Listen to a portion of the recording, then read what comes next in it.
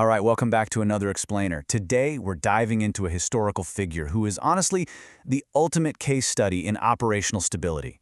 You know, in the hyper-competitive market of the Three Kingdoms era, we usually obsess over the warlords and the generals, right? The aggressive CEOs and the flashy sales leads.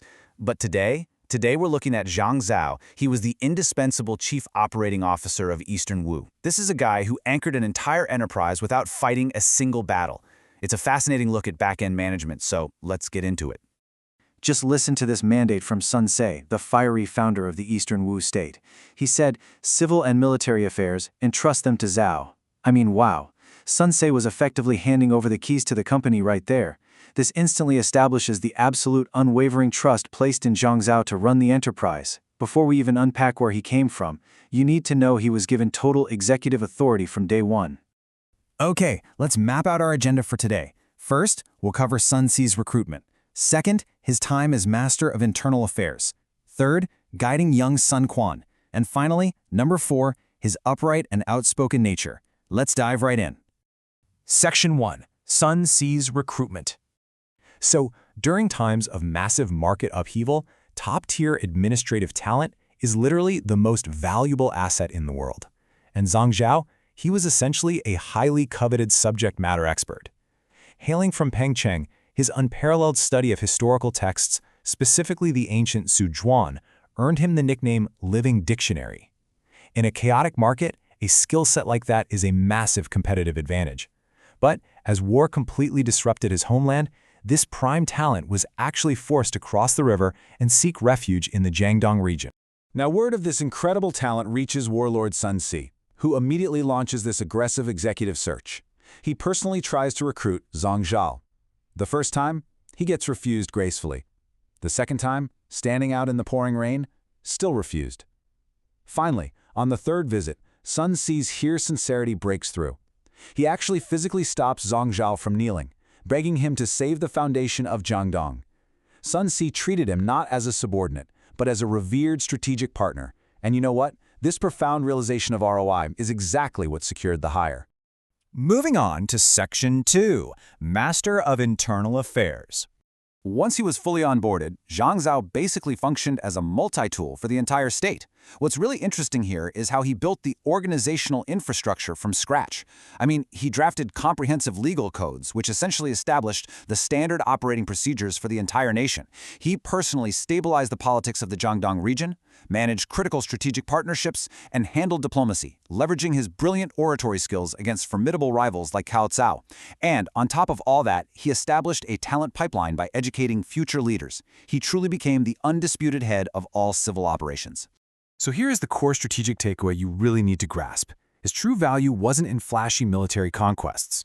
Over a decade, he transformed a volatile, war-torn region into a highly stable operational sanctuary where people could actually live and thrive. And frankly, that kind of internal stability is the actual engine of growth. Without Zhang Zhao's risk mitigation and back-end management, Sun Quan's external military expansions, they would have collapsed overnight, for sure. All right, Section 3, Guiding Young Sun Quan. In the year 2000 AD, a sudden tragedy strikes. Sun Quan is mortally wounded, which obviously triggers a massive organizational crisis. To grasp what happens next, we absolutely have to understand Tuogu, or deathbed entrustment. Think of this as the ultimate business continuity plan. It's where a dying leader entrusts the survival of the entire enterprise and his young successor to his top executive. It's actually directly comparable to Liu Bei later entrusting his state to the famous strategist Zhuge Liang. The pressure placed on Zhang Zhao in this moment was absolute and, honestly, monumental. Lying on his deathbed, Sun Quan delivers this absolutely staggering mandate. He says if Zhong Mo, referring to his 18-year-old brother Sun Quan, is not up to the task, you may take over. I mean, just let that sink in for a second. He authorized a complete transfer of power. He was essentially giving his COO permission to execute a hostile takeover if the new CEO faltered. Hearing this, Zhang Zhao wept, fell to his knees, and vowed to execute his duty and secure the enterprise with his very life. This situation obviously required a drastic shift in management style. Really, it's a masterclass in change management. Under Sun Ce, he was a trusted peer and a respected teacher. But overnight, with a terrified 18-year-old suddenly in charge, Zhang Zhao had to become a strict, highly authoritative guardian. I mean, it was Zhang Zhao who literally had to physically help the grieving young leader onto his horse to review the troops. And it was Zhang Zhao who aggressively quelled internal rebellions, forcing all the regional managers to submit to the new CEO. The entire burden of securing that foundation was placed squarely on his shoulders, and it was Zhang Zhao's immediate, decisive execution of authority and resource allocation that mitigated the massive risks of succession. He stabilized the regime when it was at its absolute most vulnerable point, ensuring a completely smooth transfer of power. A real game changer. Which brings us to Section 4, Upright and Outspoken. Now, as Sun Quan grew into his power, Zhang Zhao's strict guardianship evolved into blunt, completely uncompromising advisory. He essentially functioned like an independent board member who wasn't afraid to speak truth to power.